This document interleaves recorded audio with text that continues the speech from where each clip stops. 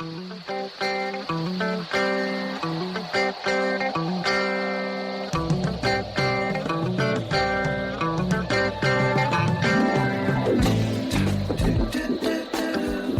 in a good place now. Relax, breathe, smile. You've entered into your element, the home of origin, the home of intelligence and beauty, where relevant topics are discussed, where what you think counts, and where superior is the norm. You are listening to Perspectives with Ashley Berges. No, you can't hit that note. Since my lady left me, well, I found a new place to dwell. That's all right. Where I think... Oh, it sounds raga. You don't want to go raga. No, not this, it don't. It does. Since my baby... It sounds barbershop. Well, hey. Barbershop raga. Watch the way. It's a new high school. King. Sorry. Oh, this is thoroughly depressing. It really puts perspective on things, though, doesn't it? Not too much. There's too much perspective now.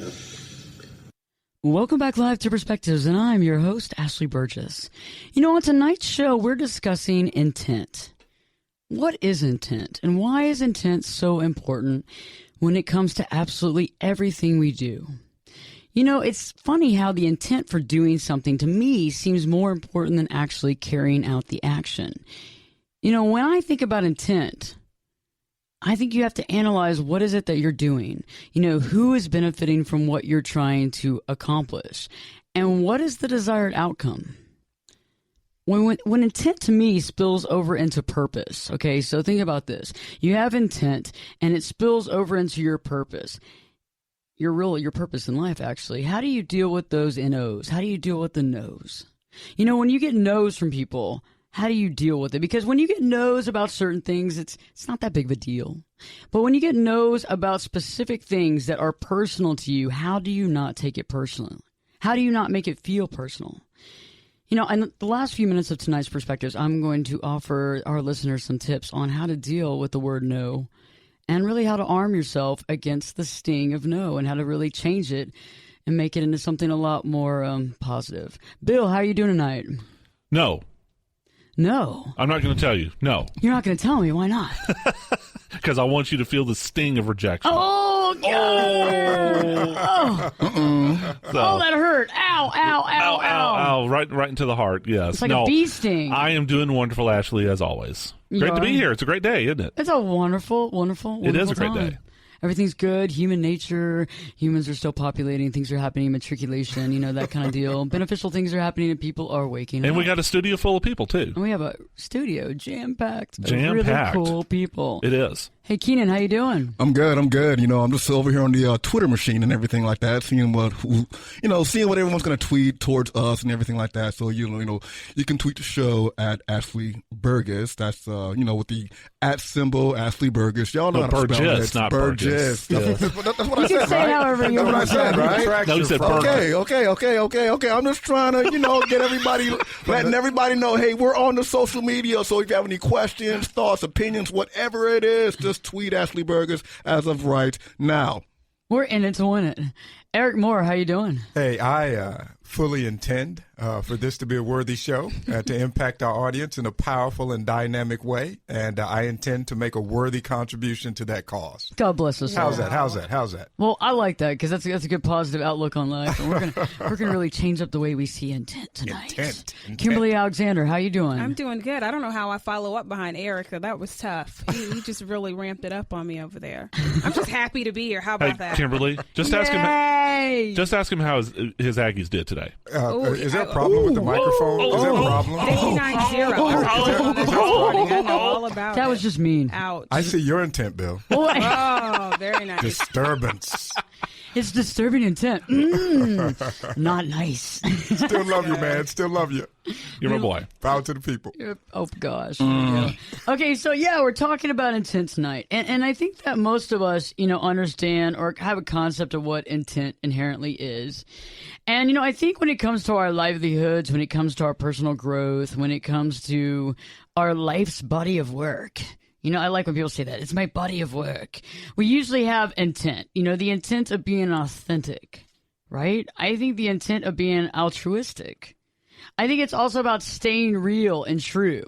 And I think, without a consistent, authentic intent, we end up losing our way. And I really feel like this kind of goes into an analogy of almost like a midlife crisis. Because I believe midlife crises occur because a person's intent was never solid and only merely built on immediate needs and gratifications, maybe based on financial securities or based on some sort of power structure.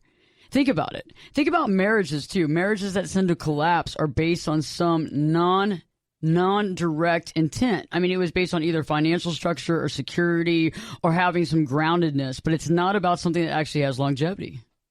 Well, I mean, and you would like to think that people have authentic intent, but isn't that sort of the problem with the world today, Ashley? I mean, not everybody does. I think all of us at the table here, we know people who are not authentic. Well, you got to understand, everyone listens to the same radio station. That is WIIFM. What is in it for me? So the thing, exactly. So the thing is, though, what the intent of what everyone does is this. Is that you want to gain something from it, whether it's, something financial or whether it's even something like I said on previous shows, food, shelter, water, companionship, the bottom portion of the Maslow hierarchy of needs, right? And actually, and everything goes into that. I'll bet our listeners could listen to previous shows. Oh, they could. And if you want to hear them, you can go on Perspectives with Ashley Burgess on iTunes, or we're on this new platform called Spreaker. It's speaker with an R, Spreaker. You can check out all this cool stuff, and you can actually log in. If you're on Facebook, you can log in with your Facebook. You don't have to create another password. So let's talk about this. When it comes to marriage, I think this is kind of an interesting concept because I really thought about this, because a lot of times people do get married for security. They get married for money. It's not some sort of timeless intent. Right? Think about it. Normally when things are based on timeless intent, pure love for that matter, it goes against the test of time.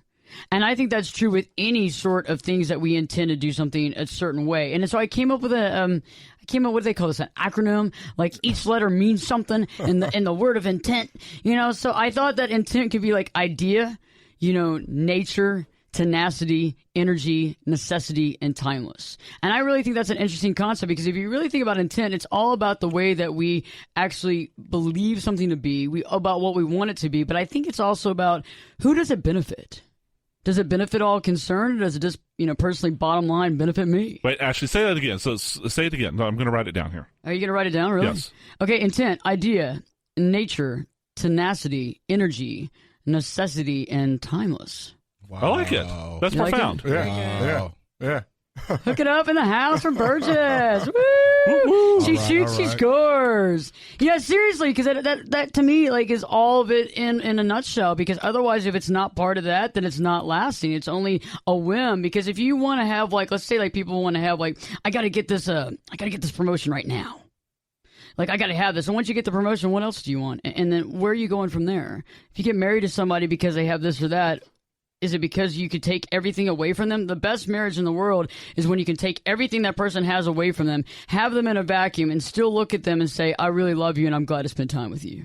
Yeah, true. Interesting. Very true. That is interesting. Yeah, let me toss this out back to Keenan's early point. And, this whole intent thing is wonderfully interesting. And is intent inherently selfish? Is it? Think about that. Is intent inherently selfish? Well, and maybe it is, but selfishness, depending on the context, may not necessarily be a bad thing. May not necessarily be bad. Well, no, I don't think it's necessarily a bad thing. I mean, what is it? I mean, survival is. That is our instinct, right? Survival is our instinct. The thing is, though, when you say selfish or anything like that, I'm like, I don't think selfishness is necessarily a bad word because maybe I'm doing things for me. Mm-hmm. However, maybe I'm doing things for my offspring, my kids. Exactly. Or the greater good. Or the greater good, or for society, or anything like that. Because I know when I was in the military, I did a lot of things not only for myself, but I also did a lot of things for my team. Yeah, exactly. At the same time though, but check this out. Here's the thing: my team, they were my bread and butter. Yeah. that was how I survived. They had my 6. Well, and Keenan, even when you do things for the greater good, it still benefits you. Exactly. I was about to get into that. That's what I was about to say. Yeah. Self is still a part of that, and I think you bring up a very good point. Selfishness, in and of itself, is not necessarily a bad thing. No. And what you just did was said that even in the midst of having intentions to impact the greater whole, self is still a part of that. Yes, exactly. Okay, so there's no need to run from that. No, but in our society, though, I mean, the word self, your selfish, that it has a negative connotation. It's very negative, exactly. Even though we do things for ourselves. For example, like, okay, why do you have a job? So you can get something to eat. Why do you want to eat? So you can feed yourself, yourself, your children, or, what have you. And like, eating is not a bad thing. I will tell anybody, no, eating is not a bad thing. And if you try to take away my food, then you and I, sir, we have problems. I'm not getting between Keenan and his food. I'll tell you that. Don't ever get between Keenan and his food. I know intent, and I know what's right for myself. I mean, it's like a wild bear. You're not going to do that. So when we return, we're going to be talking more about intent. Also, we have a great interview with Harry Shearer. I think a lot of people know Harry Shearer from The Simpsons. He plays about 21 characters in that show, including Mr. Burns. A lot of us haven't forgotten the show and the film Spinal Tap as well. So we have a lot to talk about, and he's going to also talk about intent and purpose. So stay tuned, because Perspectives with your host, me, Ashley Burgess, will be back in. We'll be back in 2 shakes.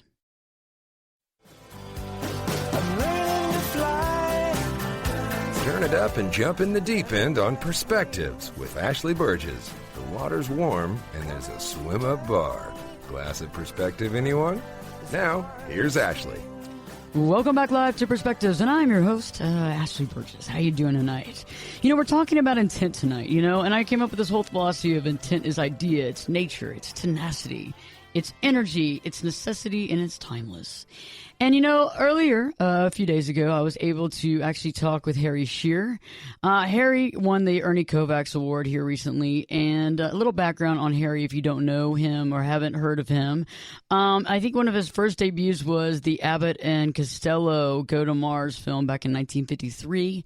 A lot of people might know him from Saturday Night Live in the 70s.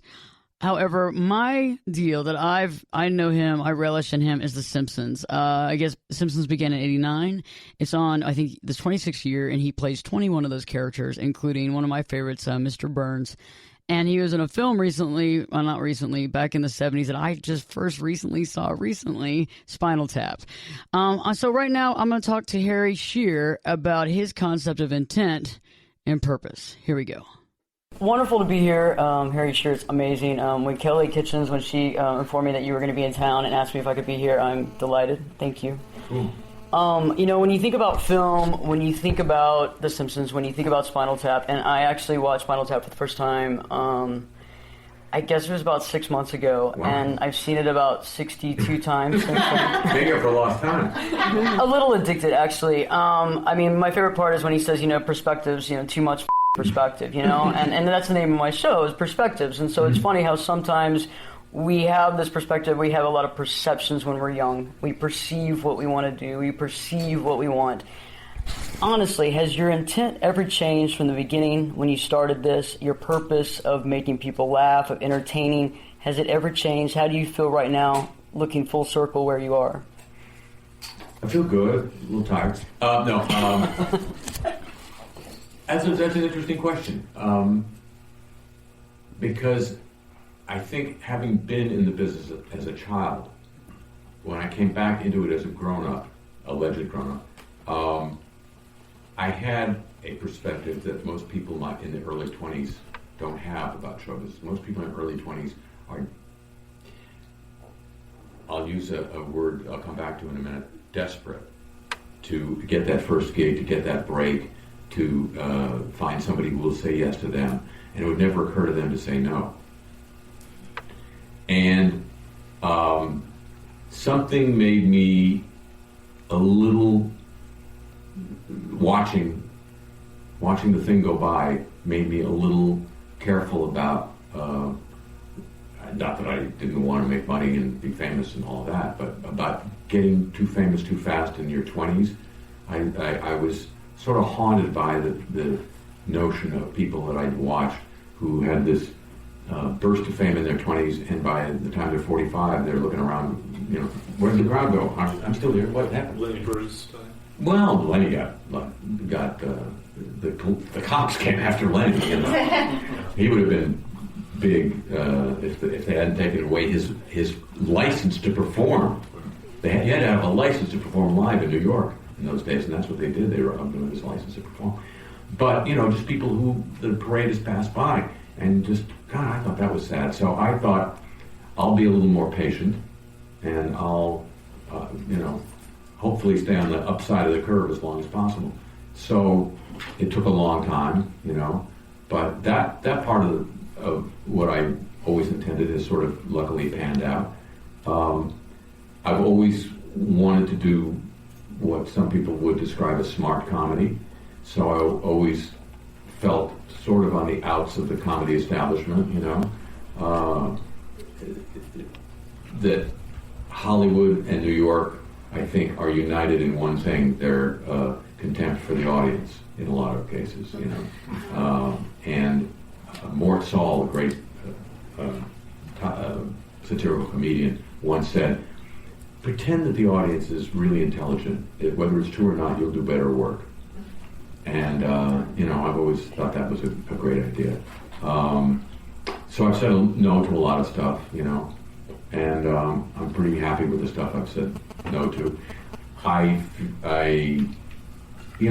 One is very lucky to have been part of two really successful things. I feel... Oh, I was going to go back to the word of desperation. There's a wonderful documentary about Joan Rivers, the late Joan Rivers, called Joan Rivers, A Piece of Work, where she has the balls to put on display the naked desperation that everybody in show business feels. She's looking at her diary, her schedule for the next month, and it's empty. There are no gigs. And you see exactly what that feels like. Even somebody, that's the hardest work most people do in show business, is just trying to cover that up, the ugly, sad desperation. So I'm in the advantageous position of being able to say that I'm proud of almost everything I've been part of, whether it's been big or not. I can look back and say, gee, I'm glad I did that. It kind of turned out the way I liked. There are a couple of exceptions. I've tried to suppress those. So far so good. I like that. I have just a few more questions. You made a comment earlier, I think, about perfection. Perfectionism, I know that you said, once a system is figured out, obviously there's flaws. And I understand that you've moved to the internet too, which is I think it's ballsy and it's smart, and I think it's timely. I don't know what the next spot would be. I really don't know if it's on the horizon yet, or if we even have an option of the way that the history and everything's going on. I think it's comedy telepathy. That's actually a great idea. I like that. Get rid of the middleman. Me straight to your brain. Right in there, 24/7, anytime you want it. And some orange juice in the morning. Yeah. But perfectionism, I think some people get lost in the shuffle trying to figure out, and they aren't doing the amazing voices on The Simpsons, and they're not doing this amazing Nixon one, and but they're doing their own life, and they're trying to do them, they're trying to do their life. What would be some advice that you would give someone that maybe is either scared of hearing no, or on the opposite, is kind of scared to not be perfect? You talking about people in show business, or? No, people in general, because most people they're not ever aspiring to be in show business. Yeah, of course.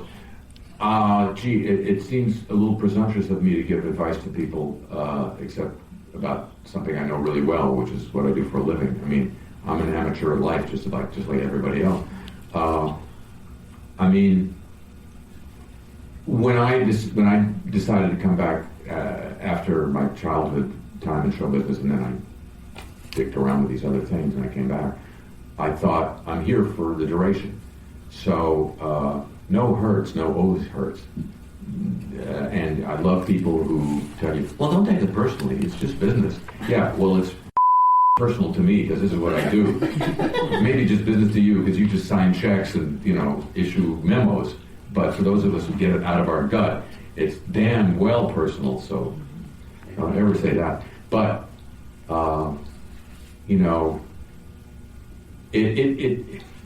it all depends on how badly you want something. Because if you really want it, you'll take no, and you'll take no, and you'll take no, and you'll take no. You know, if you don't want it, if you're just kidding around or fooling or think, well, I'll try, say something, then no can scare you away. No can also be an incredibly powerful word in your own arsenal. I tell people, talent, as we're called, if we're not called pieces of talent, sometimes we are. That's good. Fellow talent, that the most powerful word the person of talent can have is no. Because of that thing that I was describing, the desperation of people in their 20s, the to run the business, and I say that with the greatest respect. Of course, an important part of the human body. Couldn't live without it. But they know that there's a line of people out the door waiting to do your job, and they take full advantage of that fact. So it stuns them. It absolutely stuns them, like speaking in Urdu to them if you suddenly say no. And in a lot of cases, it may make them want you more, because you haven't been prostrate on the ground going, please hire me, please hire me, please hire me. So, you know, it's a useful word on the side of the good guys, as well as, you know, a scary word in the hands of the bad guys. That's amazing. That's a great answer. So true. I do have a lot more questions, and I don't want to monopolize the time, and I understand. But if there's any way I can ask for something, is there any way that you can say something like, hey, I really like Perspectives with Ashley Burgess in Mr. Burns' voice? You mean you'd like me to say, I like Perspectives with Ashley Burgess, but I prohibit my workers from listening to it.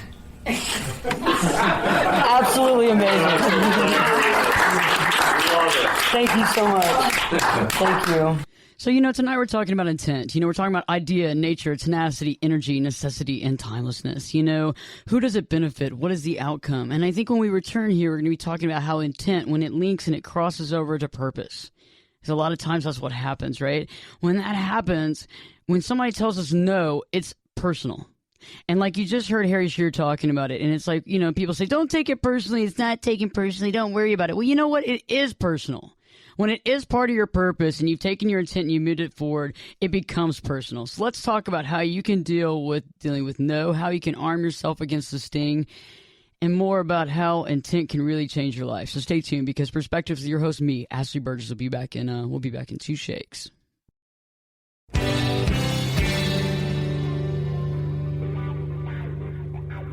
This is Jake Busey, and you're listening to Perspectives with Ashley Burgess on 570 KLIF.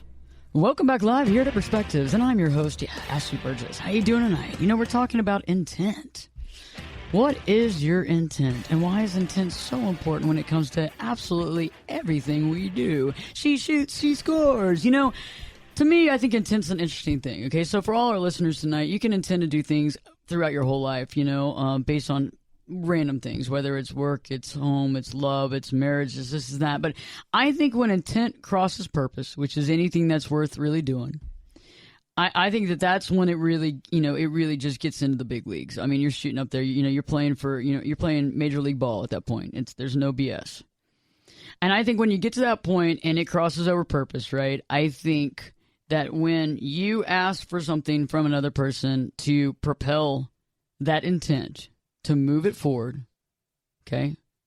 To move it forward, which crosses over your purpose. So I think that you attach yourself personally to it, because when you're asking somebody for something in that situation and they say no, to me, it's not like you're trying to sell them, you know, the whole set of Time Life books. I really want you to buy these encyclopedias because they're really good and your kids are going to learn. No, the encyclopedia is not like my heart and soul. Okay, even if I work for the encyclopedia company, I could probably deal with no. But I think when the encyclopedia instead is you and it's no, I think you take it personally. And I think when you hear no, it sucks. And Eric, when we were on break, you were talking about something I thought was very intelligent. And maybe it's just me, but you know, you got me into this. So tell me about what you were saying, because I think that you really hit on a subject about how to really deal with this. Yeah, you know, it's kind of interesting, and we had a great host, obviously, a little while ago, and a couple of things he said really stuck with me. If you really want it, you'll take no and no and no and no. If you don't want it, then no defines you. And so it made me think about how I sometimes respond to being told no. I used to say, well, you know what? I don't take it personal. But you know what? Intent is personal by nature. So it's not about taking it personal. It's more so about, Ashley, how bad do you really want it? And so that's a different way for me to kind of move forward and think about intent and where no and intent relate together. So how bad do you really want it? Like, are you willing to take no? And I understand what you're saying. I mean, Keenan had a good point. I mean, it's kind of the concept of, can you just overlook it? Can you deal with it? But I do think that we attach some personality to it. Yeah, I do think we attach personality to it. I mean, like, I know I certainly do take a lot of things personal, especially when I really do want something, you know. And like you said earlier, you know, if you'll keep taking, no, repeatedly. And the thing is, though, it just shows how much tenacity, that you have within yourself to really want and achieve something, like my grandmother said, if you take no for an answer, then that means you didn't want it in the first place. Exactly. You dig? Yep. So that's how I see it. But the thing is, like, in real life, I really do take a lot of things personal when I'm trying to achieve something and I'm getting shut down. And notice how many times I said the word shut down. Yeah. Notice that. Understood. Exactly. But the thing is, though, I will keep persevering. Sometimes I will get to the point to where I will just trample the guy in front of me just to get to where I am. But you know what? You know, and this is a wonderful conversation. That's why I love this show and being a part of this, because, you get to a point to where, I used to, don't take it personal. It's not personal. But you know what? Everything that originates from you is personal by nature. It is. By nature. And so, no, oftentimes, and if you look at it that way, to your point, it fuels it. It fuels it to a degree. Yeah, it really does. I'm like the word no, depending on the situation. Okay, depending on the situation, because the thing is, there are some situations, I'm not going to get into it on the air, but when I hear the word no, I completely just stop what I'm doing. Y'all know what I'm talking about, right? Yeah. Okay. Wow. Yeah. We just went there. Wow. Yeah, we went there. Yeah, we Wow. went there. We went there. I'm just sitting here. I'm like, well, does this have anything to do with the picture we were just shown in the room where we, I don't want to bring up names on air, but it just makes me wonder. Whoa! This is stuff that that was awkward. But back to the subject. Well, let me make a now he wants to get back on subject. Let me add a comment in real quick, because I just want to quickly change the subject real quick, but add to it. Wait, it's a little hot in here, isn't it? I actually love it. And Kimberly, I like that. That was good. Yeah, I think that a lot of times when we hear no, sometimes it's not about, maybe for us, it's about not wanting to need to fit in with those people. I think sometimes when we're told no, it can be very upsetting, but like I always tell people, you get in where you fit in. If somebody doesn't want you, go find someone that does. Right. Absolutely. No, I totally agree with you. I've always been one of those people that believed in, once I hear the word no, if it's not what I want to hear, then I'll go to the next person. I go over their head until I hear what I want to hear. It's like a motivating factor. Absolutely. It's very, the word no is absolutely. very motivating. You're like, what, you're going to tell me no? Yeah. Because you've taken it no. personal. No. I've taken it personal, so now I have to Yeah. prove you wrong and prove to you that I can do what you just told me I couldn't do. Exactly. Well, Kimberly, I'll even take it further sometimes, because, this is just the way I am. A lot of times, or, well, maybe not a lot of times, but sometimes if somebody tells me no, then I think they are deliberately setting, obstacles in my path. Like, oh, no, I don't want you to do that. And then I just get really mad. But my problem and you set their house on fire. Well, no, actually, Just kidding. You know me better than that. What I'll do is I'll just, withdraw into myself. Inward, yeah. Well, You'll plot. And just like, Ice cold. Well, Yeah, anger is a that's great exactly it. motivator. Yeah. Bill, It is. anger is a great motivator it is. when you really think when about it's it. moved, But when sometimes it's it used can shut correctly. people down. I mean, sometimes it can. you can feel like you're deserted, and sometimes you can feel, because if you're selling yourself, and I think that most of the time when we're talking about this, whether it's getting that promotion, whether it's moving up, whether it's creating something, whatever it is that you're trying to push forward, a lot of times that has personal self attached. And I think in that situation, it can feel almost like a personal strike. Yeah, I agree. Yeah. I mean, true. but how do you get over that? How do you deal with it? Because, I mean, Keenan, you can sit there and transmute negativity into more of a drive, right? But I don't know if everybody listening tonight can do that, because I think sometimes people get a no, And different from what Harry Shearer said, different from what he was saying about, if you don't really care, you'll just take a no and you'll walk away. I think some people are very emotional, and I think that it touches them in such a way that it hurts them so bad that they're scared to go out into the world and ask again, because what if they say no too? Well, Ashley, I used to be an insurance agent, like I said, and then I went on to be an agent trainer. And so when I was teaching sales techniques to agents, whether they were just hired by the company or had been there for 10 or 15 years or whatever, one of the things that I always was said to them was, you can't take it personally if somebody says no. All right, and I know that's easier said than done. Yeah. And in this case, they're not rejecting you necessarily as much as they're rejecting maybe the price or the product that you just quoted them. But at the same time, it can't be denied that if you are asking somebody for something, whether it's a favor or asking them to do something for you, or do this for them or whatever, and it's like, what have you got against me? What did I do to you? That type of thing. Yeah, and I totally agree with you. And I think a lot of times, though, it's kind of like seeing the forest through the trees. I think sometimes we ask maybe possibly sometimes the wrong people. But possibly. I'm also, you always hear the whole concept of, you ask 100, one's going to say yes. Bill touched on something real quick, and you talked about that within the sterility of a sales environment, because it is, sometimes impersonal, if you will, what you're selling, and you're detached from it. Now, if it was personal, and if you did take it personal, would that not increase your percentage of success, because the person that you're presenting to sees that they're dealing with an authentic person who really cares about the product, not only just knowledgeable about the product, but can translate the fact that the product actually has some type of meaning and value to it. Well, so something else I used to try to relate to them is that you're not really selling this sterile, impersonal product. You're selling yourself. You're selling yourself. There you go. So it is personal. And the other person has to like you. Yeah, exactly. Okay? So if you come to work that day, I'm having a bad day, and got in a fight with the significant other, or the kids driving me crazy, and and the boss is chewing me out, and and if even if you don't intend it, people are going to hear it in your voice. Yeah. And coffee makes everything better. And right, no kidding. And they'll see it in your body language. So don't ever go to work without drinking coffee. But yeah, we're not condoning drug addiction of any sort here. No, of course not. Coffee's not a drug. So the revelation for me, and I've really struggled with this, guys. And like I said, this is a great point. It's okay for it to be personal. It's okay.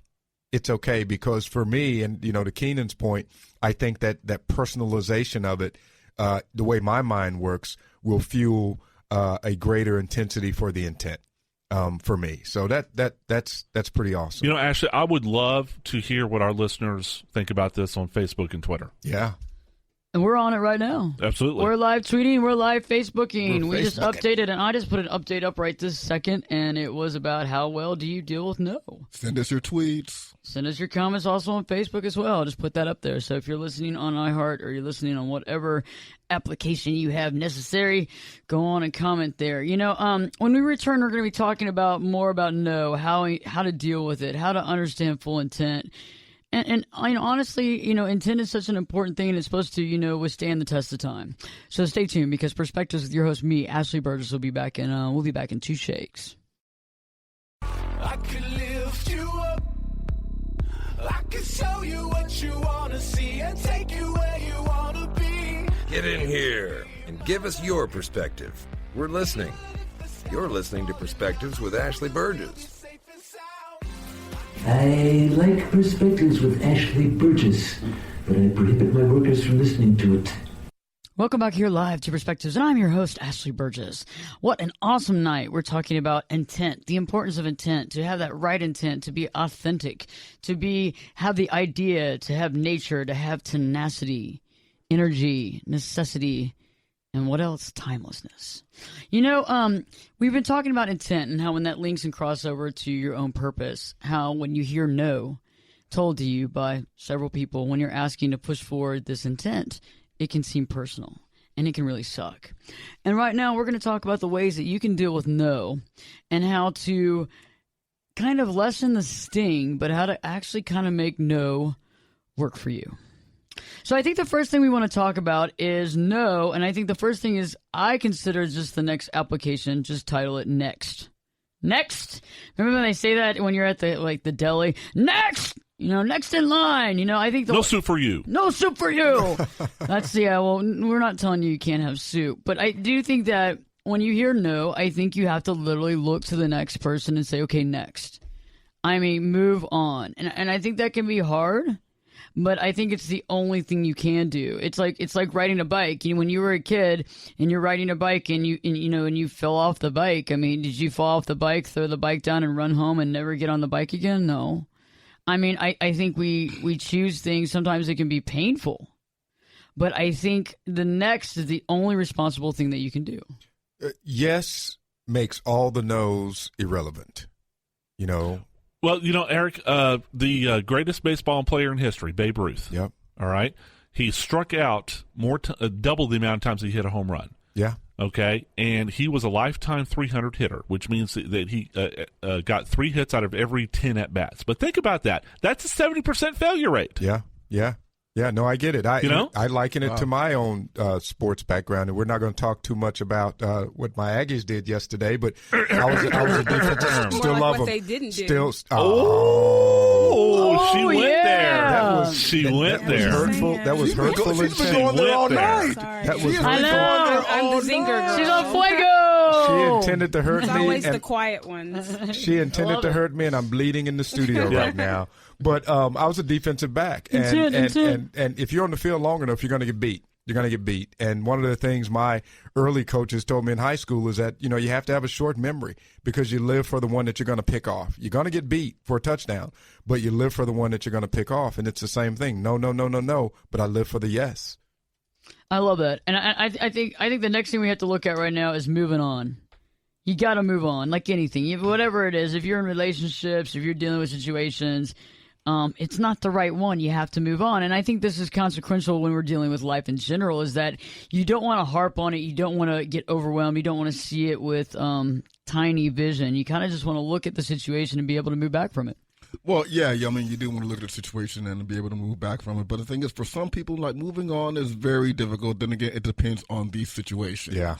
Like we were talking about sports earlier, and the thing is, so in sports, it is very easy to kind of have a short-term memory. I mean, like, I never played football or anything like that, but yes, I did used to skateboard, and I fell off my skateboard every day. Ouch. 20 to 30 times a day. Ouch. And I was falling off stairs, handrails, whatever, you name it, because I was out here on the streets.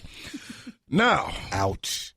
When it comes to rejection from, say, love, that's an entirely different thing, because the thing is, there's because she really is rejecting you personally. Yeah, I mean, you're being rejected personally. It's like, no, I don't want you. I no longer want to be with you. I don't want to see your face or anything like that. Yeah, it is. And Keenan was looking. Oh my God! Keenan was looking right at Di when he was saying all that too. I think your feelings are hurt. You were looking right at Di. You were looking right at Di, and she was looking at you like, "What are you looking at me for?" And I'm saying love in the background. So, oh my God, you're over there. Eric's like, love.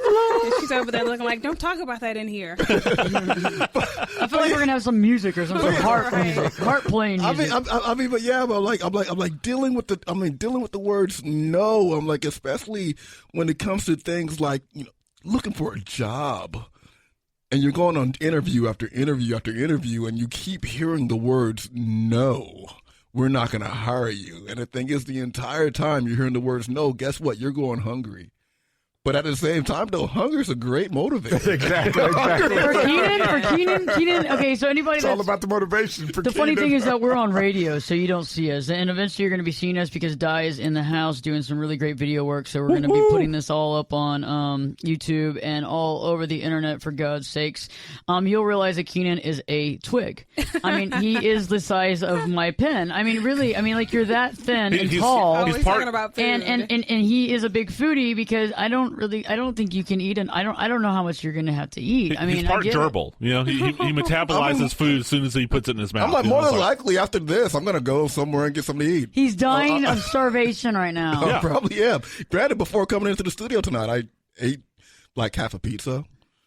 Yeah. And If I did that, y'all would be having to help me push me through, like taking your foot and pushing me in the butt to the studio door and pushing me in and hoping I get in the door. And the foot would probably be getting lost. Oh, wow. Oh, if there wasn't glass between you and I. Oh, Lord. Love you, Ashley. Whoa. Check this out. We just got a message, and it reads, and it's from Gary, and he says, do men and women perceive and or use no differently? Gary in the house, man. You read my mind, Gary. Oh, I think you're right. I think men do perceive it differently than women. Kim, what do you think about that? Differently? Maybe so. Because I think sometimes women, I don't know. I'm not going to say that. Well, that's because a little bit too general. I mean, there's usually a kernel of truth behind, generalities. I mean, because I think Ashley said it best earlier. If you have an emotional attachment to something, then the more likely you're going to take it personally. Yeah. But men and women have emotional attachments to things. So that's what I'm saying. I was going to say, women are more emotional, but I don't necessarily think that's true. I don't think that's true either. Yeah. I don't think that's true. I think that is a stereotype that was like just constructed through our society. Yeah. Because the thing is, in our society, men are only allowed to show one emotion in public, and that is anger. That is it. Well, okay. I mean, not even anger sometimes. You're right. Yeah. I mean, if you want to split hairs, of course, all people share the same emotions. Okay, and it's kind of an individual personality trait on as far as how much, but as far as expressing emotions, then Keenan, you're absolutely right. I mean, in this day and age, it's still not cool for men to just get overly emotional about it. Man up, act like a man. Yeah. And I think it harms men to a certain extent because then you internalize things. Which is shallow. But then women get the bad rap of there she goes. I think the reality is somewhere in the middle. I really do. No, I think the reality is that men actually experience they take it more harsh than women. Yeah. You think they do? Yeah, I do. You think men take it harder than women? Really? Yeah, I do. Huh. I Why? do. I really think that because thinking I've been around guys and like they hear the word no and like they shut down. Sometimes they shut down and sometimes they just go completely ape. Right. You dig? They lose it. Exactly. And I think maybe there's a reason for that because of emotional issues, like Bill was saying. Like, men aren't able to always voice their emotions or show it. And I think when you're holding all that inside sometimes, what's it going to do? It's got to come out somehow. To Gary, I just want to directly address your question. I get the gender differences. I get all of that. I get all of that, but I think it's individual. I think a man may I just think it's individual, and I think that spectrum is somewhere in the middle in regards to consistency. Each person deals with it through the lens of their experiences, through the lens of their emotions, and through the lens of their being. So I think it's individual. I think you'll get some parallels, but I think for the most part it's individual. I love that. Okay, so let's talk about the third concept, and I think that's practice perfect. I think that the more you sometimes have a tendency of sharing your purpose, sharing your intent, you're getting no's, you're getting maybes, whatever, I think that secures your belief in what you're doing. I think that it anchors you into what you're doing because I think that sometimes when we hear enough naysayers, if we're not solid in the belief of what we're doing, I think that's the time that you got to move on and say, what do I really want to do? What's my real intent? What's my real purpose? And I think it really does solidify what it is that you are willing to do and what matters the most. Oh, actually, I mean, unfortunately, we're running out of time on the show, but you know my personal story, so I'll just leave it at that. Yeah, and you know what I'm talking about then. And Absolutely. I think that when you realize and you know in your heart of hearts, no matter what people are saying, when it is solidified at that point, that's when it's no holds bar. You're in it to win it. And I think, though, before you have to deal with it, and I explain this to a lot of my clients, too, is that when you know your true purpose and you're getting to that point, you're going to have tests. They're going to test you. There's going to be tests that's going to test you to see if this is truly what you want to do, if this is truly where you need to be at. And these tests aren't just going to be like, oh, yeah, you passed with flying colors. Yay, you get the gold ribbon. No, it's more like you're going to have to go through some of these trials and tribulations that you not necessarily be ready for, but it's going to prepare you for where you have to go next. Agreed. Yep. And I think that's what's so true. I mean, those trials and tribulations really secure what we're supposed to do. I mean, it builds your character, doesn't it? And, once you have that basis of character, then if somebody says no to you, then you can deal with that no better and use it, like Keenan was saying earlier, as that motivator to fuel your fire, so to speak.